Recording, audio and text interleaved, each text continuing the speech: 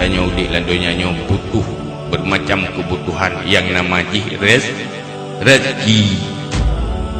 Tip pengalaman tak kala.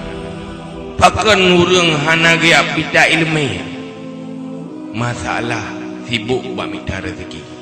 Pakan urang jioh bak masjid alasan sibuk ya minta rezeki.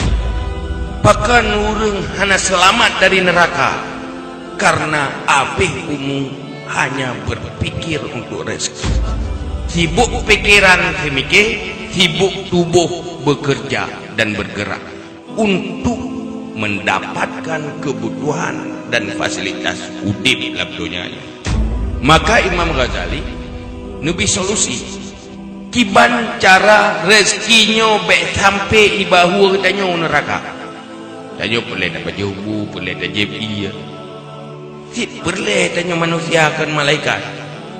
Tapi baik gara-gara bu iya tempat tinggal jid kesebab katanya asal neraka.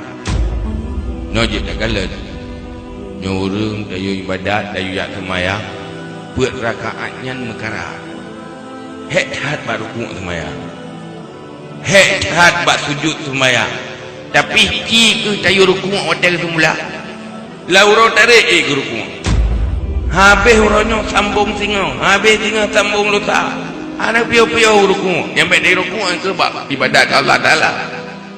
Seandainya Jumat guru kuat ibadat ke Allah Ta'ala lagi guru kuat dalam belak mensabuh dalam syurga.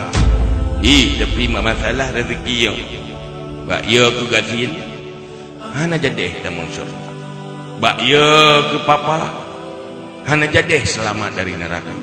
Maka perlu ilmu kiban cara rezekinya baik sampai menghancurkan masa depan abadi dan maka Nabi solusi tawakal. Orang beriman dalam persoalan rezeki harus sifat tawakal. Yang kedua, kegalauan pikiran. Pikiran yang hana tenang. Dalam tajalani udipnya hana datang pilihan yang paling tepat untuk udip yang paling ke. Menyolam persoalan kaya nganggatin. Galau pulungnya kaya. Pu sabi-sabi gatian tu ngamati. Pu gatian pu kaya. Nehinan mumang dirawat.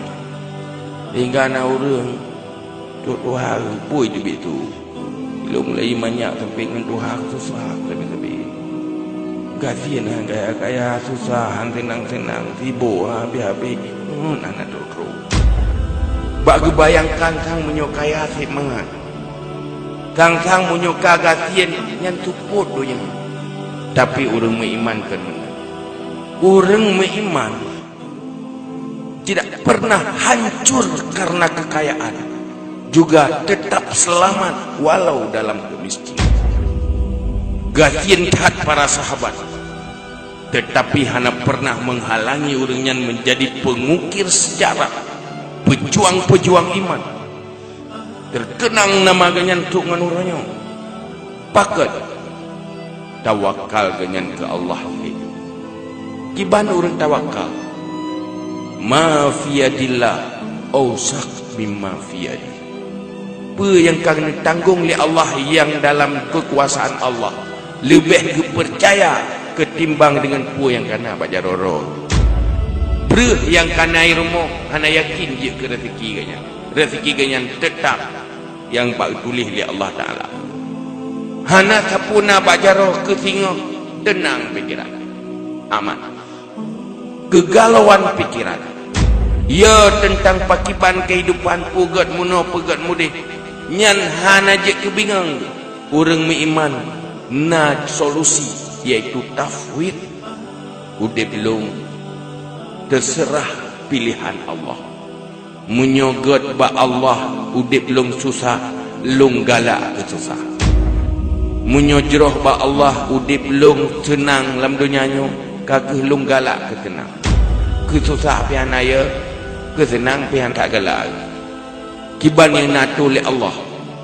Sehingga dalam segala hal nu pernah oleh Nabi tanya yu istikharah.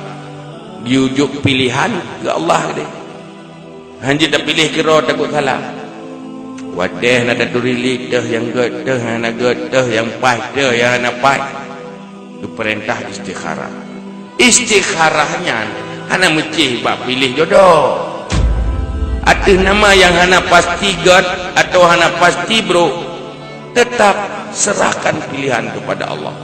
Apa yang dipilih oleh Allah itu yang terbaik. Tinggal aman.